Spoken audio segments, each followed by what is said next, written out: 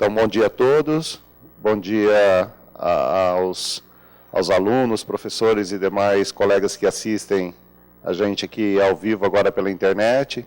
A aula de hoje vai ser uma aula sobre Petra e eu vou passar para a professora Jéssica, que irá apresentar o nosso palestrante de hoje. Bom dia. Hoje a gente tem a participação do professor Dr. Décio Roberto Calegari. Vou falar um pouquinho sobre o histórico dele. Ele possui graduação em licenciatura em Educação Física pela Universidade Federal do Paraná, em 1987, mestrado em Educação pela Universidade Federal de Uberlândia, em 2002, e doutorado em Educação Física pela Universidade Estadual de Campinas.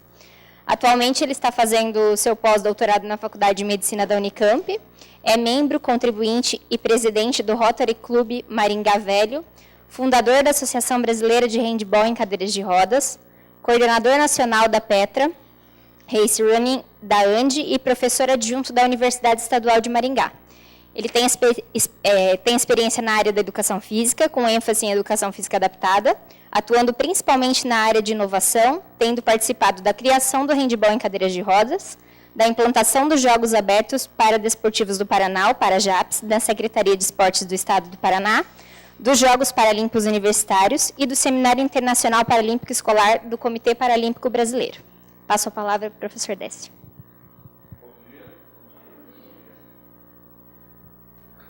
Estava sem som, aí só vocês escutaram meu bom dia. Bom dia. Bom dia, pessoal que está plugado na internet aí também.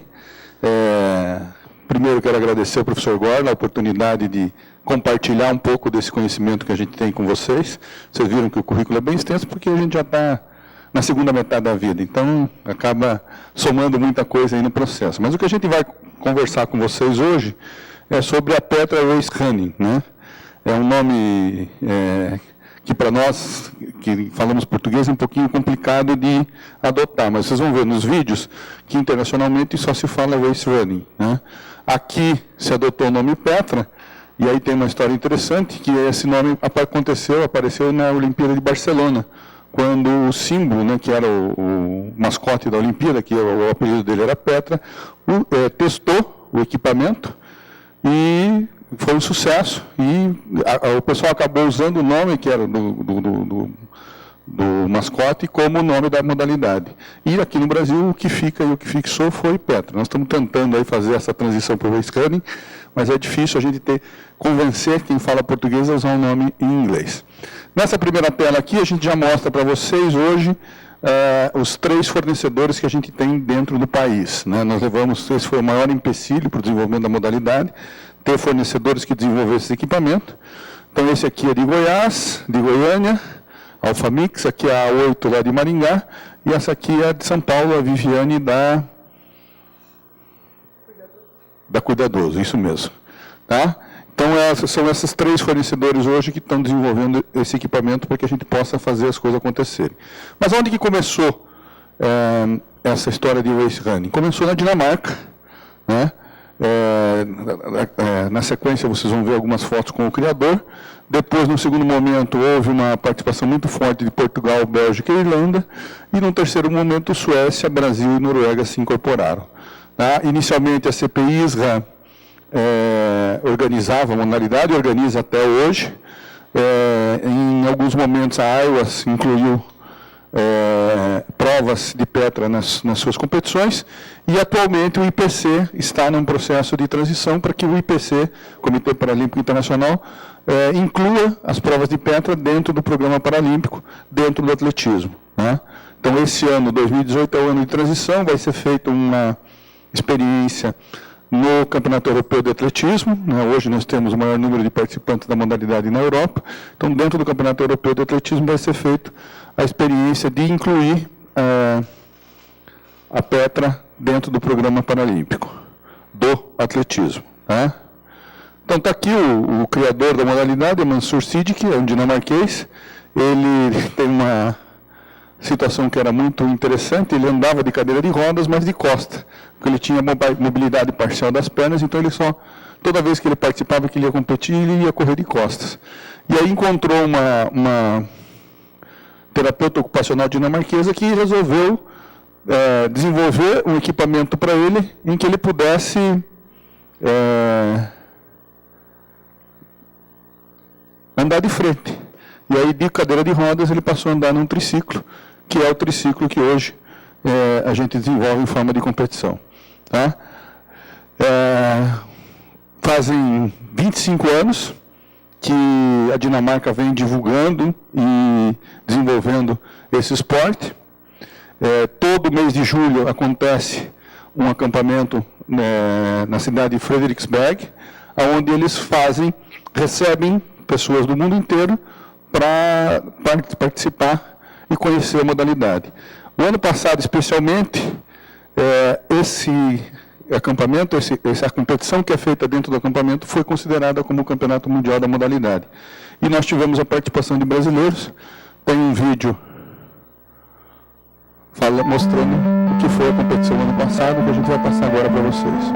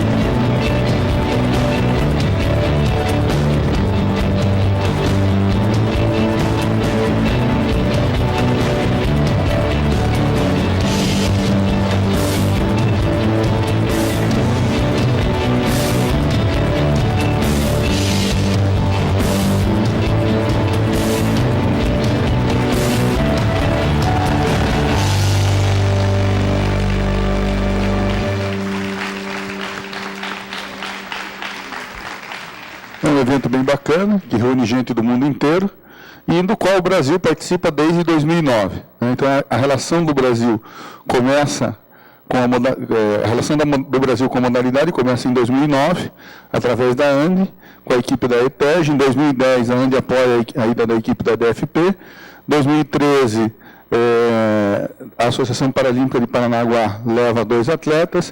Em 2014, além dos 2 atletas de Paranaguá, vai a Andefuve de União da Vitória. Mas a gente vai contar um pouquinho, essa história com um pouquinho mais de detalhes. Está aqui a participação de 2009, na época, o professor Ivaldo Brandão Vieira, que é o atual vice-presidente do Comitê Paralímpico Brasileiro, era o presidente da ANDE, e ele enviou uma delegação à Dinamarca para conhecer a modalidade. Então foram 3 atletas, 2 rapazes e uma menina, né, que representaram o Brasil e trouxeram pela primeira vez o modelo de Petra para o Brasil. 2010 é a Lorena, ela é lá de Curitiba, ela foi junto com a professora Fátima e representou o Brasil e abriu mais uma possibilidade de desenvolvimento da modalidade em Curitiba. E, na verdade, ela não abriu só Curitiba, como foi ela quem levou a modalidade para Maringá, dando uma palestra no nosso curso e levando e mostrando para nós como é que funcionava a Petra.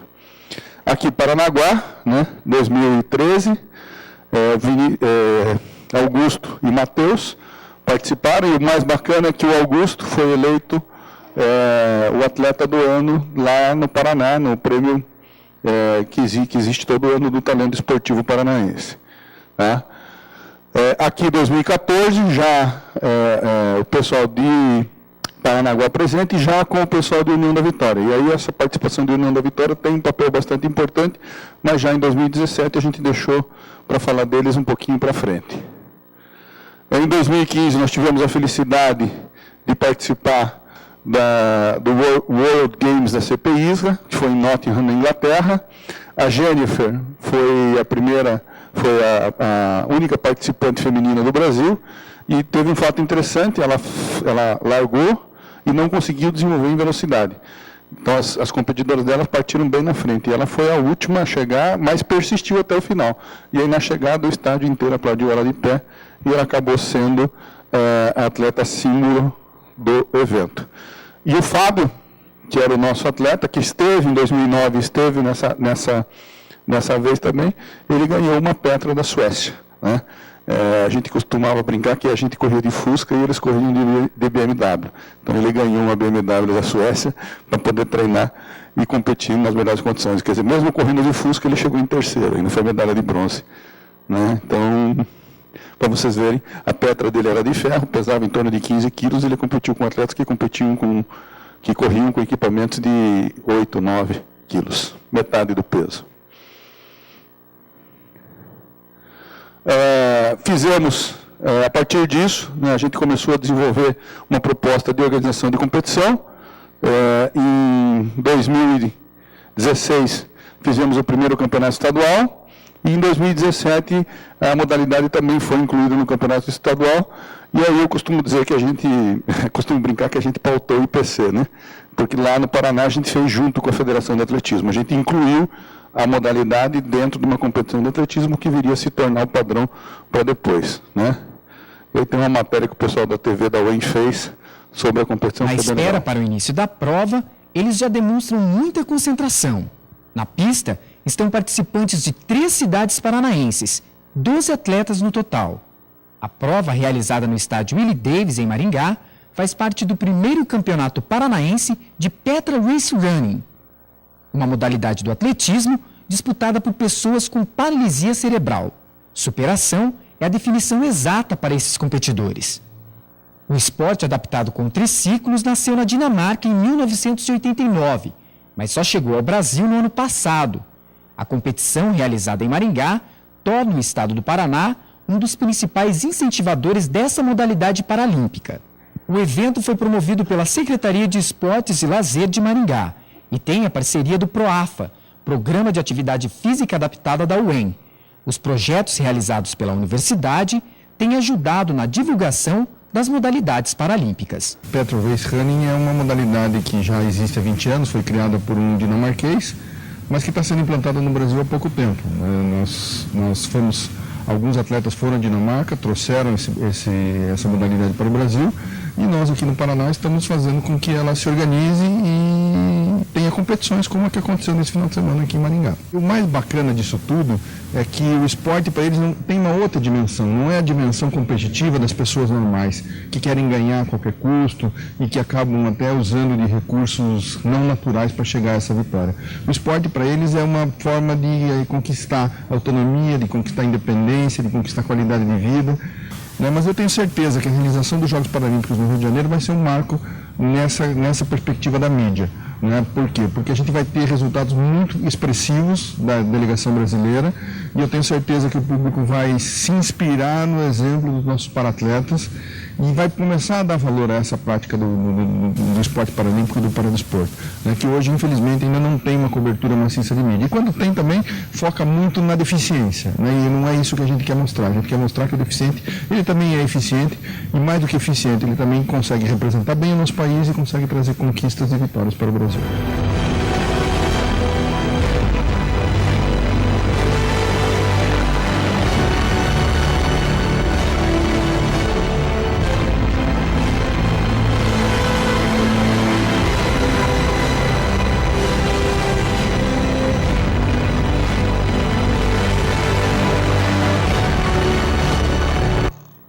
Ainda bem que o que a gente previu aconteceu, né?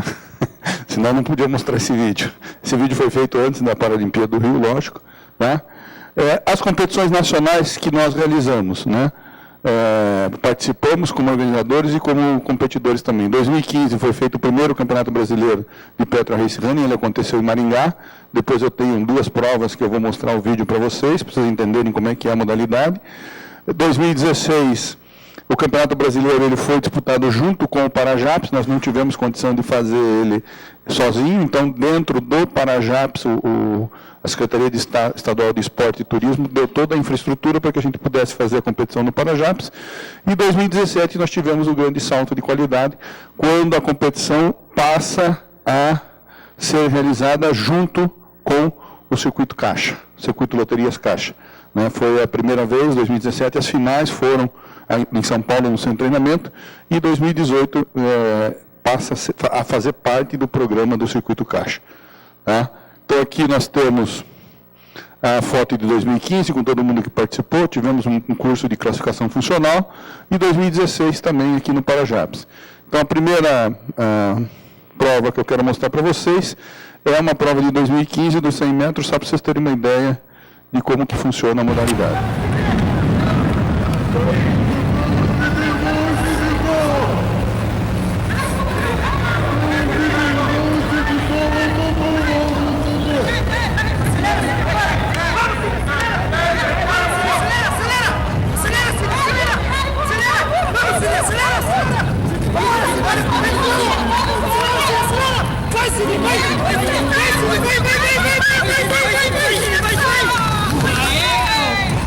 Chegada apertada, mas aqui tem a única mulher que até o ano passado tinha disputado as competições de pé.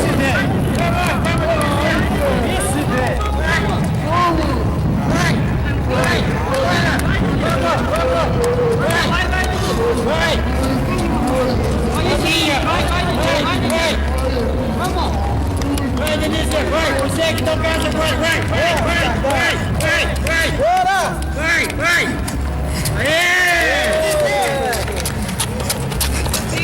A diferença de desempenho, ela não acontece só, aqui já são as fotos dentro do circuito, 2017. A diferença de desempenho ela não acontece só em função do gênero, acontece também de acordo com a classe funcional.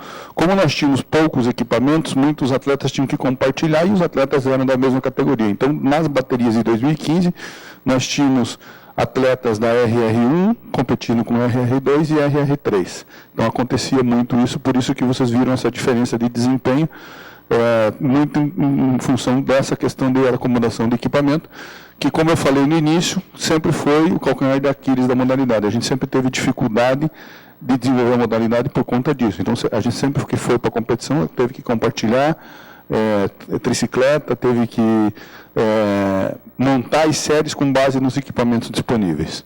E hoje, infelizmente, com esses 3 fornecedores, essa realidade está mudando consideravelmente. Aqui que eu falei de 2017, o pessoal da Andefuv esteve presente lá na Dinamarca e o Adriano conseguiu um feito que deu bastante repercussão para a Petra no Brasil. Ele foi vice-campeão nas 5 provas que ele disputou. Então ele conseguiu conquistar 5 medalhas de prata e colocou o Brasil no cenário internacional da modalidade. E isso trouxe um estímulo muito grande em termos de divulgação e até de repercussão dentro do próprio Comitê Paralímpico. E aqui o vídeo que eu vou mostrar para vocês agora é a primeira prova dele em 2015. Vocês vão ver que ele corre apertado com um cara que não é da classe dele, mas ali já estava começando todo o trabalho para ele chegar na Dinamarca. Ele está aqui, ó. Ele corre com uma perna só, a outra perna ele não consegue realizar o movimento. Então ele é RR3, esses dois são RR2, e aqui nós temos um RR4, que ele é inelegível. E como era a única competição que eu podia participar, a gente criou essa categoria para que ele pudesse competir sem interferir no resultado dos demais.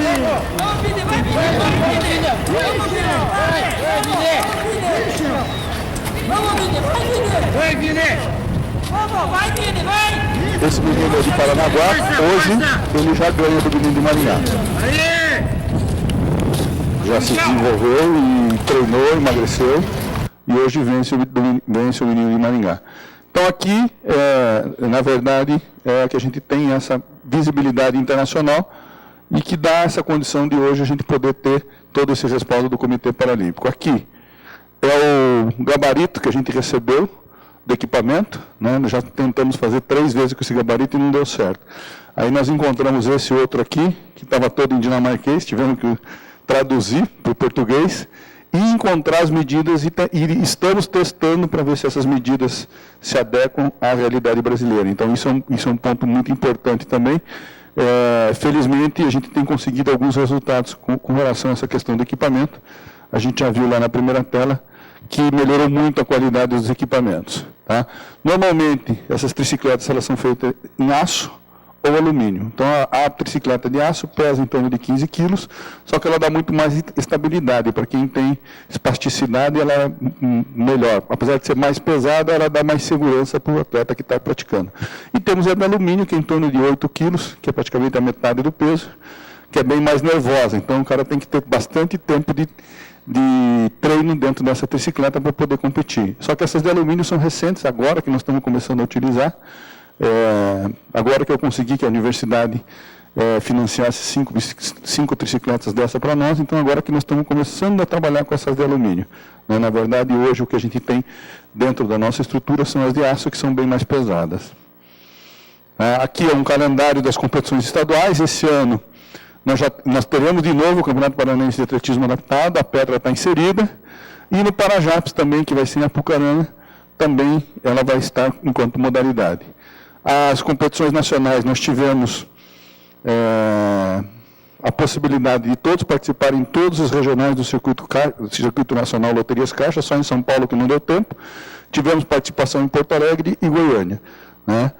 Aracaju a gente fez uma oficina, e vamos ter agora, em todas as etapas do Circuito Caixa, a competição da Petra. Né? Na primeira etapa em junho, na segunda etapa em agosto, e a terceira etapa são as finais, aí só vão os melhores do ranking. Né? Nós vamos somar o desempenho de todos, vamos registrar o desempenho de todos os atletas em todas as etapas, e os 4 melhores tempos disputam a final A, e os 4 segundos melhores tempos vão disputar a final B, dentro das finais do Circuito Caixa em setembro. Então, teremos aí pelo menos 3 competições nacionais onde as equipes poderão estar presentes. Tá? A nível internacional, teremos de novo o Camp na Dinamarca, de 8 a 15 de julho. Estamos aí brigando para ver se pelo menos o Adriano a gente consegue levar. Teremos os CPIs World Games na Espanha, de 6 a 12 de agosto. Também estamos tentando levar pelo menos um atleta por categoria, estamos dependendo do comitê. E estamos propondo em janeiro de 2019 fazermos um acampamento técnico de treinamento com a modalidade, da mesma forma que é feito na Dinamarca, que a gente tem uma opção nas férias de janeiro aqui no Brasil, porque lá na Europa é inverno, e para eles ter a possibilidade de vir para cá e ficar uma semana no Brasil curtindo um pouquinho de calor, seria interessante. Tá? Dentro da área científica, que é o que mais interessa para nós, a gente encontrou uma produção bastante incipiente, então começamos a perceber que existe hoje um grupo preocupado em fazer produção, em desenvolver trabalhos. Começamos com a principal apoiadora aí na criação do esporte, que é a Connie Hansen, né, que ela é desenvolvedora da tricicleta, né, foi atleta paralímpica e é terapeuta ocupacional. Então, ela que ajudou o Mansur Siddiqui a desenvolver a primeira tricicleta. Né? E uma pediatra sueca, né, hoje o segundo país mais desenvolvido é a Suécia. Eles brigam, brigam muito forte com a Dinamarca pela hegemonia da modalidade. Eles desenvolveram bastante esse aspecto. Aqui eu trabalho a questão da influência da tricicleta de voice running na percepção e na cognição no desenvolvimento pessoal de pessoas com paralisia cerebral. Encontramos aqui um grupo da Escócia, também desenvolvendo trabalho, a influência das deficiências de membros inferiores na performance de atletas de race running com hipertonia, ataxia e atetoses. Também temos alguns estudos, encontramos estudos até aqui no Brasil, né? Um manuscrito já aceito, falando sobre as estratégias adotadas com jovens e adultos na operação de um triciclo sem pedal, né? É um trabalho feito aqui em São Paulo pela Universidade Paulista Santana de Parnaíba, acho que é a Unesp, né? Unip, e a Cruzeiro do Sul. O pessoal que está plugado aí, está aqui o autor Está com a gente o autor do trabalho, não? Ah, tá. Mas foi bacana, porque já tem gente correndo atrás e pesquisando, né? Encontramos, esse aqui é uma pesquisa holandesa, tá? Uma validação de teste de 6 minutos em crianças e jovens com paralisia cerebral, tá? Também encontramos, esse aqui é um trabalho israelense, tá? Um sistema ecológico, uma sistematização do modelo ecológico para adaptação de atividade física, para atividade física adaptada, toda a parte teórica e a fundamentação e exemplos práticos usando a Petra Waste Running, tá? Encontramos até alguma coisa num idioma diferente aqui, que é o chinês, mas acho que é de Taipei, se não me engano, pelo que eu pude ler, né? A introdução de esportes, ele traduziu estrada como race running, né? A introdução de esporte race running e o esboço dos jogos esportivos para a paralisia cerebral. Ele faz uma primeira inserção nesse contexto da paralisia cerebral. E aqui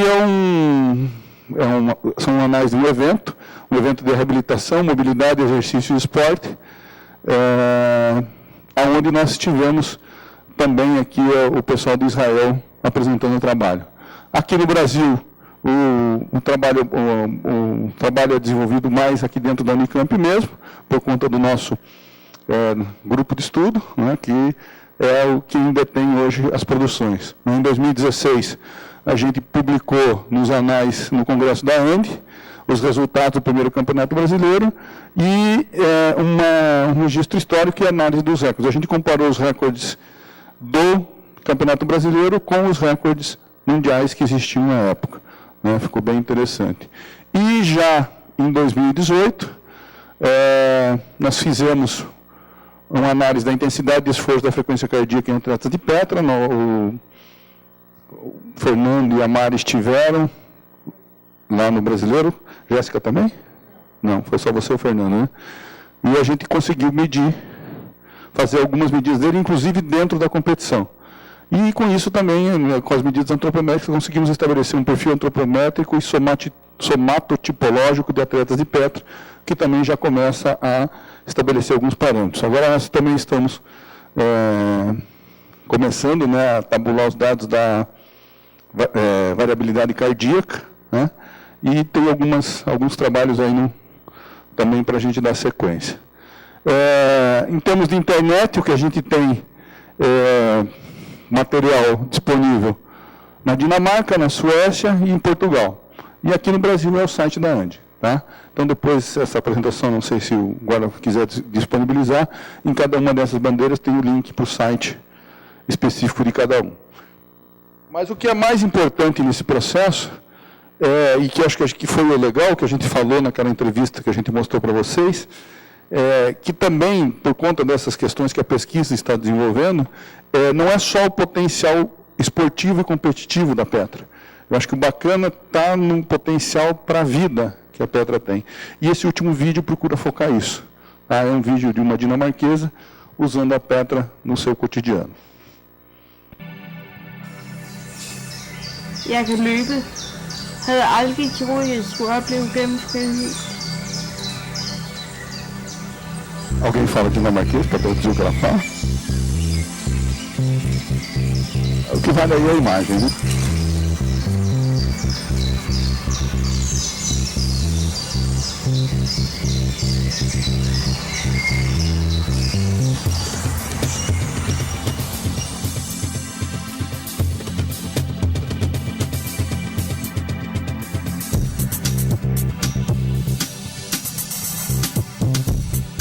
Det er en konkurrence med mig selv og mod mig selv.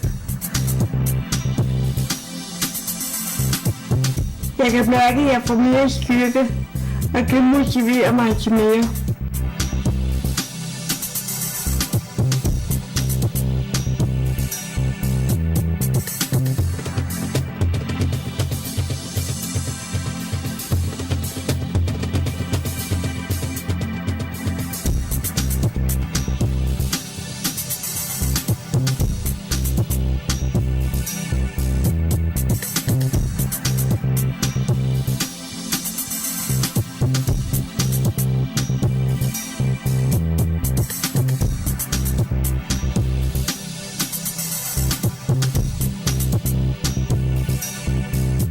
Racevejen er frihed for mig.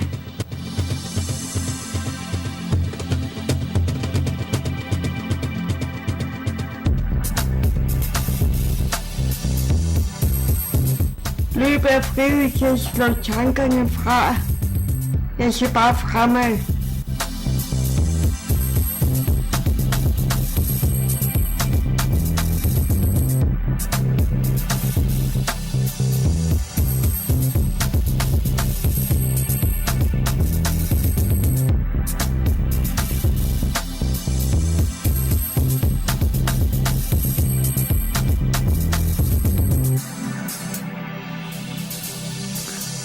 Infelizmente aqui no Brasil não dá para fazer o que ela fez, né? Deixar a bicicleta encostada na árvore.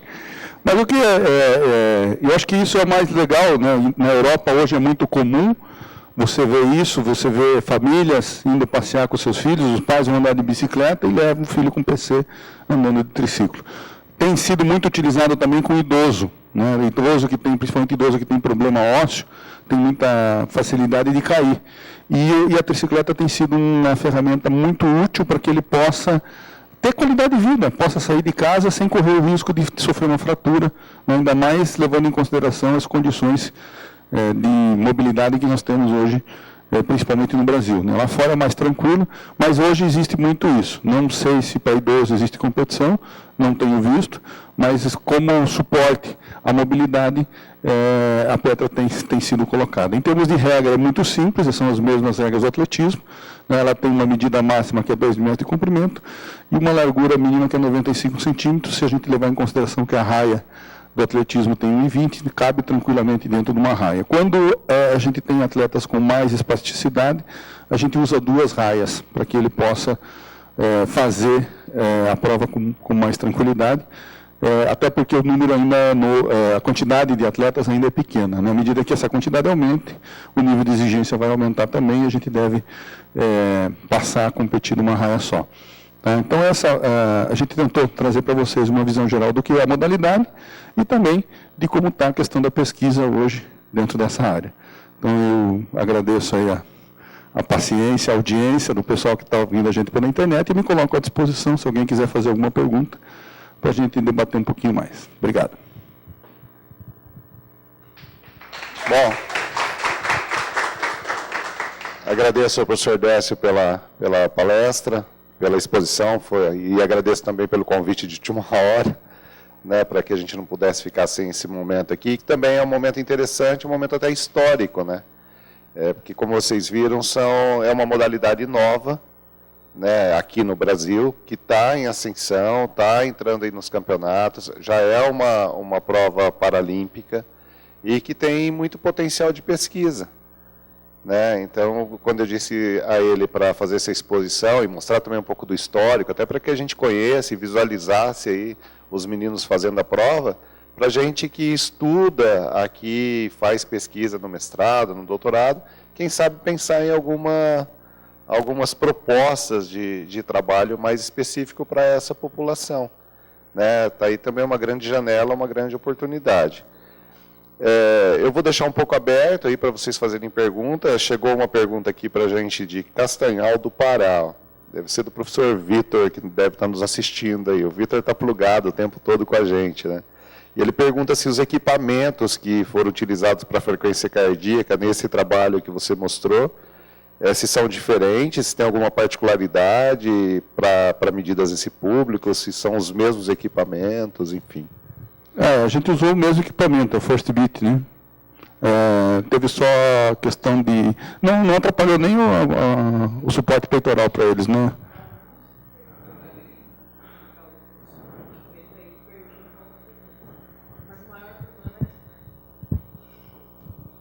A gente teve um pouquinho de problema em relação ao apoio, né, no peito do triciclo, mas foram só de alguns, aqueles que precisam mexem muito ali, aí acabou perdendo. Mas a maior dificuldade é em relação ao raio que o First Beat pega, que ele pega 200 metros, se eu não me engano, a nossa antena. E aí a prova de 400 a gente não conseguiu pegar por causa disso. A 100 e 200 a gente conseguiu, mas o 400 não deu, em função do raio mesmo da antena. Senão, tranquilo, não teve alteração nenhuma, o equipamento a gente utiliza com futebol de 7 também e outras modalidades. Só isso mesmo. Foi bem tranquilo, e essa do 400 eu lembro. O ideal seria que a gente tivesse ficado no meio do estádio, mas aí como a gente está dentro de uma competição de atletismo, não tem como a gente pôr, por mais que seja avaliação, alguém que não esteja competindo ou relacionado à competição dentro da pista. A gente até tentou, mas não autorizaram. Corretamente, lógico, não estou fazendo crítica aqui. Professor, tem uma pergunta do pessoal do grupo de estudo lá da Unip, São José do Rio Pardo, e assim, mais relacionada em relação a custo, né? Se o senhor pode passar, tem essa noção de custo, o que eles estão levantando assim? E é muito comum a gente ver nas APAES aqueles indivíduos que, eu não sei nem o nome daquilo, parece um andador, né? E ele tem as rodinhas na frente, né? Muito precário, e não tem o descanso, então todo o peso fica concentrado nos membros superiores, nos braços, né? E o que vai acontecendo com o indivíduo? Cada vez mais a coluna vai se acentuando, formando escoliose e outras deformações. Em relação a esse custo, ele é alto esse custo? Você disse que tem alguns patrocinadores, mas já existe essa produção aqui no Brasil, alguma coisa padronizada, ou está naquele estudo ainda, naquele gabarito? Não, já temos padronizado, as 3 primeiras tricicletas do primeiro slide já são com essa padronização. O custo gira de 1.500, a tricicleta em aço, que é a mais pesada, até 2.500, que é a de alumínio. O que vai aumentando o preço no de alumínio? São os acessórios que você usa. Você vai usar uma roda melhor, você tem, por exemplo, você tem uma roda que tem roda hoje que custa o preço de uma cadeira de roda, R$4.000, o basquete. E a mesma coisa vale para a Petra. Se você quiser pôr uma roda de ponta, você vai pagar R$1.500, R$2.000 só na roda. Mas hoje, se você for fazer com os equipamentos básicos, esse preço vai oscilar entre R$1.500 e R$2.500, que não é um custo tão acessível, tão alto, inclusive para as famílias, né? E aí o que a gente tem sugerido também é o seguinte, por exemplo, se você usa um pneu mais grosso, que é aquele pneu de chuva, né, que é aquele pneu com ranhura, você pode usar no dia a dia esse pneu. E aí você vai competir, você põe um pneu slick, né, aquele pneu sem ranhura, que é o pneu de competição, e aí você usa isso para treinar e para competir, e no dia a dia você tem essa possibilidade de ir acomodando os acessórios. O que a gente orienta o pessoal, a gente está tentando desenvolver 3 modelos, um P, um M e um G, para que as pessoas possam comprar e usar essas 3 primeiras tricicletas como aprendizagem, como entrada. E a partir daí, se a pessoa se perceber que o atleta, que a pessoa com deficiência tem interesse e vai continuar, aí vai buscar uma específica, feita especialmente para ele, no tamanho dele, como as modalidades que exigem esse tipo de equipamento, né? Quer dizer, definiu que vai, que tem condição, que pode chegar, investe um pouco mais e faz um trabalho até visando bolsa, atleta, outras possibilidades de ganho financeiro que existem em torno disso. Mas o preço é nessa faixa, 1.500 a 2.500. Obrigado, senhor. Professor Décio, o senhor comentou sobre 3 classes funcionais dos atletas, participantes. O senhor poderia dar uma diferenciada para a gente acompanhar como está sendo divididas as classes? Na verdade, vão levar em consideração o nível de comprometimento. O que existe a nível internacional hoje? Por que deu certo a entrada da Petra no programa paralímpico? Nós temos 2 classes funcionais que têm poucos atletas, ou praticamente nenhum atleta, que é a T31 e a T32, que são as classes funcionais destinadas a pessoas com paralisia cerebral. E a Petra entrou nesse nicho. Então, o RR1 é o atleta que tem maior nível de espasticidade, que tem a menor condição de mobilidade, e à medida que isso vai melhorando, a gente vai subindo as classes. Especificamente, o que compõe cada uma das classes, eu não lembraria agora de cabeça, porque eu até tenho isso, depois eu me comprometo de passar para vocês. No site da ANDI tem o manual de classificação funcional, e ali tem especificando o que cabe em cada classe. Mas o que é bacana a gente entender disso, né? Acaba acontecendo com a Petra o que aconteceu na época com o handball. Hoje você tem a bocha, que atende PC severo, e você tem o futebol, que atende o PC leve. E você tem no meio, entre a bocha e o futebol, os PCs moderados, que eles não têm habilidade para jogar o futebol e não têm comprometimento para jogar para a bocha. A Petra entrou nesse vazio. Então, em termos de classificação funcional, o sucesso da Petra está sendo esse. E mais, tem alguns atletas que são elegíveis para a bocha, que também conseguem competir na Petra, que é outro tipo de competição, né? A bocha é uma competição mais estática, né? Ela trabalha muito a perspectiva do jogo, da estratégia. E a Petra não, a Petra já trabalha essa perspectiva da mobilidade e tem um fato bastante interessante no desenvolvimento da Petra, foi uma coisa que a gente viu no Parajaps. A gente levou uma Petra no Parajaps para mostrar para as pessoas e as mães começaram a ver, né? Aí teve uma mãe que emocionou a gente, que ela começou a chorar, disse que é a primeira vez que ela tinha visto o filho dela andar. Era uma Petra de bocha, usuário de cadeira de roda, e que quando subiu na Petra, ele conseguiu dar as passadas e aí a choradeira foi geral. Mas basicamente é essa a diferenciação. Estamos em dúvida como é que vai ficar nessa transição da CPI para o IPC, como vai ficar a classe RR3, que é a que tem mais mobilidade, né? Porque, na verdade, as classes que estão destinadas no atletismo é T31 e T32. Então, provavelmente a gente vai saber agora em julho na Dinamarca como vai ser o caminho.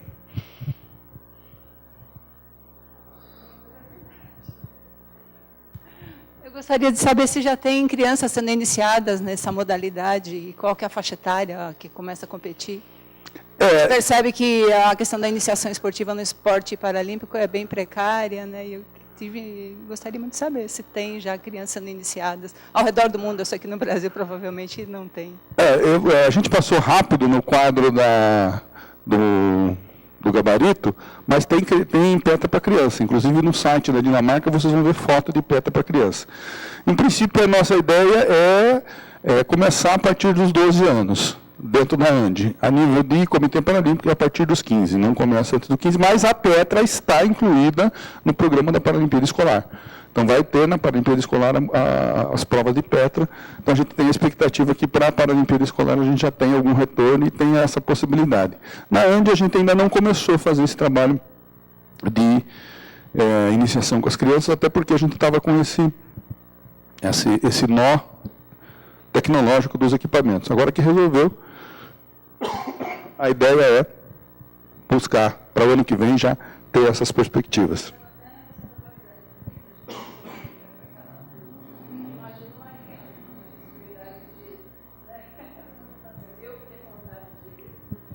E é gostoso, praticar é gostoso. Eu já andei, é uma delícia você brincar com a tricicleta, vale a pena.